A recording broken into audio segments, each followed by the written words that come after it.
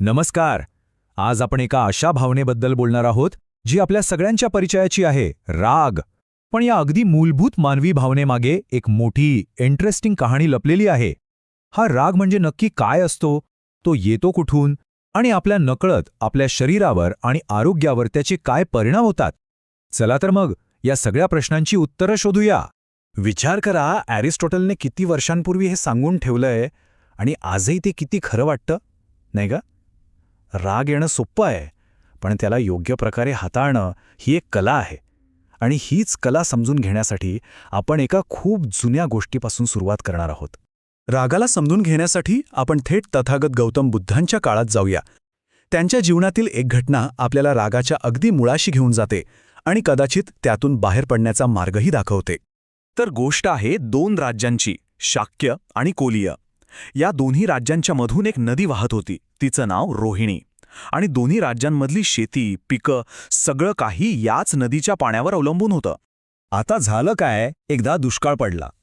ऊन प्रचंड होतं, पिके वाळून चालली होती आणि नदीतलं पाणीही कमी झालं होतं. मग एका अगदी क्षुल्लक कारणावरून वाद सुरू झाला. आधी पाणी आपल्या शेतात कोण घेणार? आणि तुम्हाला माहितीये अशा गोष्टी कशा वाढतात ते?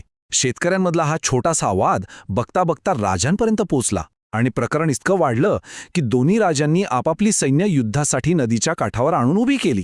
तलवारी उपसल्या गेल्या, युद्ध होणारे जवळपास निश्चित झालं होतं. जेव्हा दोन्ही सैन्य एकमेकांवर चाल करून जाण्यासाठी अगदी तयार होती, तेव्हा जवळच ध्यान करत असलेल्या तथागत बुद्धांना ही बातमी कळली. ते शांतपणे उठले आणि दोन्ही सैन्यांच्या अगदी मधोमध जाऊन उभे राहिले. त्यांना पाहताच सगळ्यांनी आपली शस्त्र खाली टाकली. बुद्धांनी दोन्ही राजांना एक खूप साधा प्रश्न विचारला. हे भांडण कशावरून आहे? तुम्ही एकमेकांचा जीव का घ्यायला निघाला आहात? सुरुवातीला राजांनाही नक्की कारण माहीत नव्हतं.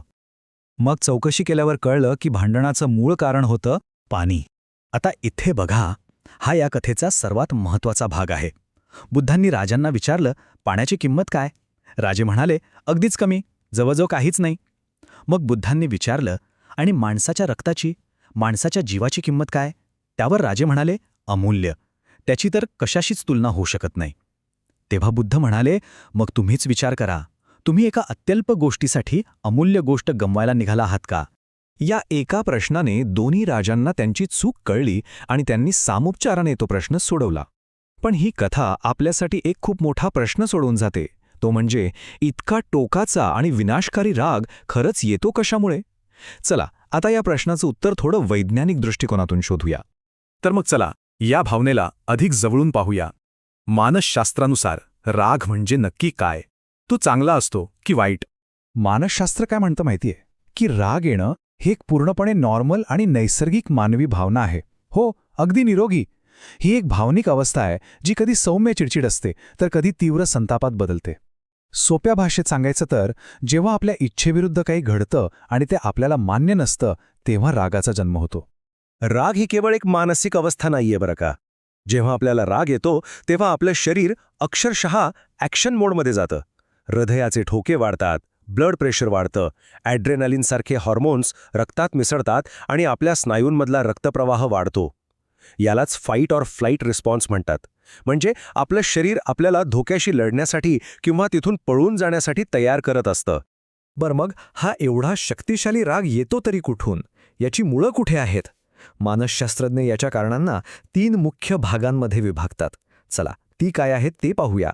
तर रागाची 3 मुख्य कारणं आहेत: जैविक, अनुवांशिक आणि मानसशास्त्रीय. जैविक म्हणजे आपल्या शरीराच्या आत, आपल्या मेंदूमध्ये काय घडतं. आपल्या मेंदूतले काही भाग जसे की टेम्परल लोब आणि लिम्बिक सिस्टम भावनांवर नियंत्रण ठेवतात. त्यांच्या कार्यात काही बदल झाला तर राग वाढू शकतो. दुसरं आहे अनुवांशिक, म्हणजे जे आपल्याला आईवडिलांकडून मिळतं. काही दुर्मिळ जेनेटिक कंडिशन्समुळे सुद्धा आक्रमकता वाढू शकते. आणि तिसरं मानसशास्त्रीय, म्हणजे आपले विचार आणि आपला स्वभाव.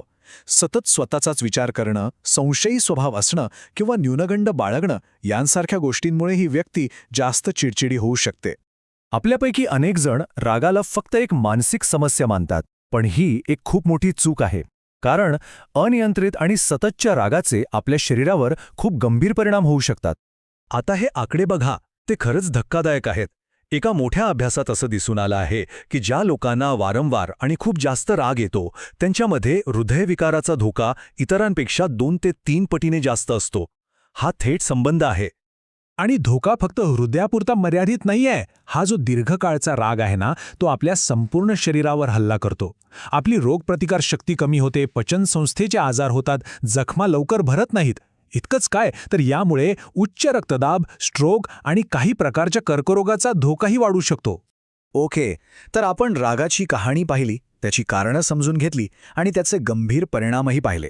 हे सगळं जाणून घेतल्यावर साहजिकच मनात एकच प्रश्न येतो की मग यावर उपाय काय? यावर काही करता येतं का? या प्रश्नाचं उत्तर खरं तर त्याच्या पहिल्या पायरीतच दडलं आहे. आणि ती पहिली पायरी म्हणजे समस्येला समजून घेणे. आज आपण रागाची ही छुपी कहाणी, त्याची कारणं आणि त्याचे परिणाम पाहिले. ही समजच नियंत्रणाची पहिली आणि सगळ्यात महत्त्वाची पायरी आहे. पण यापुढची पायरी कोणती? आपण या शक्तिशाली भावनेवर खऱ्या अर्थाने नियंत्रण कसं मिळवू शकतो? हा एक असा प्रश्न आहे जो आपल्या सगळ्यांसाठी महत्त्वाचा आहे, नाही का? यावर नक्की विचार करा.